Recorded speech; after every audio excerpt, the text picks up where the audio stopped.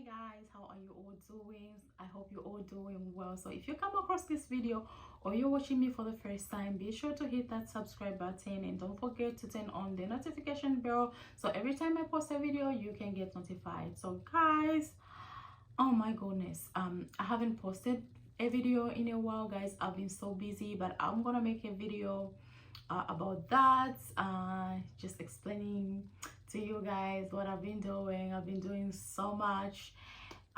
Yes guys, we had a lot of things going on, preparing for my daughter, because I do modeling, so and she also does pageantry. So it was just, we had a big show and it all went well, and I'm so proud of her, and I'm proud of myself. So I have two kids and it's just so difficult. I have a 1 year and a 9-year-old. So guys, it's so tricky, it's so difficult, trying to juggle with being a mother and also being being a content creator. So it's a bit difficult, but anyway,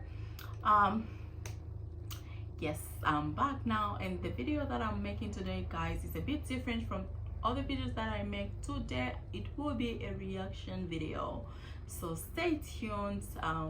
Anyway, so before I go into it, I'll be reacting a video about Chidimma Adetshina, who is Miss Universe Africa and Miss Universe Africa and Oceania. So I'm gonna be talking about her because I think her story is very inspirational and I just wanted to react to it. So please watch this video to the end. Don't forget to like and share.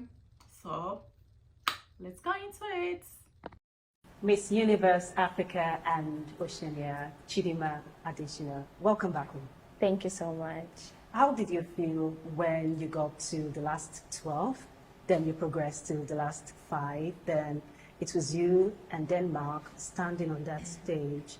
What was going on in your mind then? Did you think you were going to get that far? Honestly, I think I'm still processing all the things that happened. I felt like I was only going to make top 30 and I was actually okay with it. I put it in my heart and I was like, I'm just happy I'm going to make top 30. And when I made top 12, I was like, oh my word, like I made it this far. And I was actually really happy because I got to go to the evening gown rounds and I had no expectations whatsoever for top 5. So for me to hear my name in top 5, I was like, oh wow, like this is real. And this is like the main thing, the question rounds, what actually determines the winner. And I did not prepare myself mentally to say, okay, I'm going to answer questions or anything. So to see myself in the top 2 was really an incredible moment for me, because I was like, is this me? Like, is this happening? I remember when they told us to move forward, I literally cried and I was like, okay, no, you can't cry. Like, you have to just, hold it back a little bit. But I think it was just all those emotions that were crowded within me just really just wanted to come out and release. But also it was such a proud moment for me. That's why I was like, okay, this is huge. Like, this is really huge. And did you expect the level of support you got from fans across the world, across the continent, during your time in Mexico? I did not expect it at all. In fact, I was actually really scared because a lot of the countries had so many supporters. When we would walk down, everyone's like screaming their countries and no one would scream Nigeria. But I had to remind myself that you're still worthy, you're still capable. Just showcase yourself, put Nigeria out there, and I know you can do it. And I'm really proud that I got to put Nigeria on the stage. And you wrote a heartfelt note after you became Miss Universe Africa and Oceania to Nigeria specifically and Africa. You said Nigeria picked you up at your lowest, and on days you were ready to give up on your life, they picked you up. Those are very strong words. It was a very emotional one for me. I literally even cried after, because I was like, this journey has been so hard and I don't think a lot of people understood what I really went through. I think most times I tried to open up about it, but I was also trying not to say much or to offend people. So I just really tried to cover it up as well. So for me, just like getting to that stage, I was so proud, and knowing that I had such a tremendous amount of support, not only from Nigerians, but from Africa. It was just an overwhelming experience, because I was like, never once did I think I would receive this love and support. And it felt so refreshing to actually feel so loved and so accepted. The last time we spoke, you said you were not okay. I'd like to ask, how are you holding up now? It's still not okay. I think I'm a lot better than what I was before.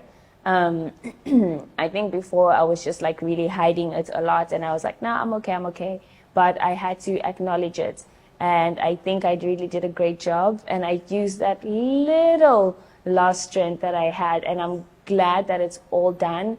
So now I can just sit back and just be like, okay, you know what? It's time to focus on you. I need to focus on myself. I need to focus on my mental health. And I think that's really important right now. And have you seen the therapist yet? Not yet. Now that I'm back, that's something that I'm definitely looking forward to. So I can just unbox all those emotions.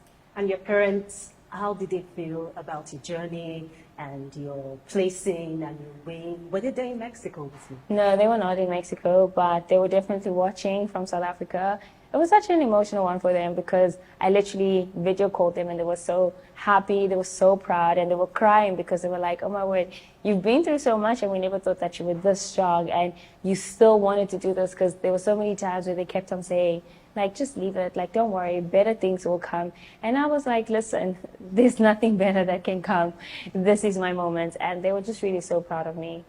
And while you were in Mexico, South Africa Home Affairs released said that they were going to retrieve or withdraw your ID documents and your mother. How did you react to that? I mean, it was also emotional for me because I was like, oh my God, again? Like, am I going to go through the same process again? I actually felt like I was sort of like withdrawing and getting back into those emotions that I went through the first time. But I know that now this whole competition is done, that's something that I'll also focus on right now. You address it? You said the last time we spoke that it was a legal issue, that you were not going to speak on that. Yes, I think as well people are really interested in the story. And like I said, I haven't been home. I haven't heard anything. I haven't sat down with a lawyer or anything. So I can't just say things that I'm not really prepared for. So once I get everything sorted out, it's definitely something that I'll open up with and give people clarity on. And home is where now? Nigeria. Oh, great. So as Miss Africa and Oceania, I got a couple of questions. People asking, what does that mean? What would that entail? What will you be doing? So we all have different titles. We will be flying out to different countries and having different projects that we'll be doing in these specific countries. We haven't been given clarity yet as to what exactly we'll be doing, but we know for sure that we'll be traveling a lot of countries together and we'll be doing a lot of projects together. And I'm really glad that I get to be that representation for Africa. And what does this mean? This win mean for you generally?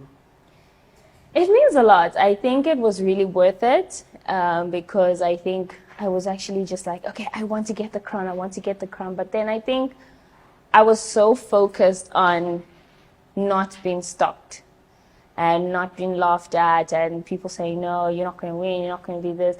I was really focused on that. But then I think throughout the whole process, I was like, listen, it's not even about that anymore. Like, you've been through so much, you've learned so much, you've grown so much. I feel like you should really focus on a lot more than just wanting the crown. Obviously, all of us want the crown, but there's only one winner and we are 125. So I had to really focus my mind on just like making sure I achieve what I really wanted to. And I actually exceeded my top 30. For me, I was just like, top 30, I'm good. So the fact that I exceeded my expectations, I'm really proud of myself. And what next for Chidimma Adetshina? What's next? It's definitely not pageantry. I am putting pageant to bed right now, but I am going to focus more on my education and obviously establishing who Chidimma is, more into runways, more into acting. So many things that I would like to touch on and actually really see where my potentials can go to. So yeah, really looking forward to that. This is something that came up again and again. Chidimma, where did Adetshina come from? It's my name. It's my surname. It's a part of who I am. And yeah, there's really nothing much to say about it. Yes, guys. So you just watched, that interview with Chidimma. I feel like her story is really, really inspirational. for a young girl, you know. So if there is anybody out there who's trying to, you know, to pursue their goals, we're not just talking about modeling here, we're talking about different things, you know, your career, your job, your business, and whatsoever. Yeah, guys, that's why they say you can only lose when you stop pursuing your dreams. So this girl went through so much trauma, and if you saw in the interview, she even said that she's not doing well. But imagine, she's not doing well, she went and pursued her dream. So even if you don't feel like, you know, you can do it, push yourself, because not even the sky is the limit, and you are the only one who has the strength, you know, to pursue a dream, because you are the one who knows how much you want that thing. So personally, I'm not a quitter, and I do not give up. So if somebody tells me you can't do this, Mutinda, I just shake my head. I'm like, I'm gonna do it. So if there's any young girl out there who's trying to pursue their dreams in whatever they want, don't even let anybody tell you that you cannot do it. Let those words of those people who are telling you that you cannot do it, let them push you, you know, up. So her story is really inspirational. She went through so much, and she even said, like in an interview, I think you heard, that she's gonna see you know, a therapist, you know, for her to even say that, which means she's still living in that trauma. But she went and she presented herself, she went and showcased, you know, she did showcase herself out there. Despite her being broken, she carried herself, she put all the pieces together, and she represented Africa so well. So I feel like if there is a young girl who's struggling in anywhere here, go put yourself out there. It doesn't matter where you come from, it doesn't matter the situation at hand.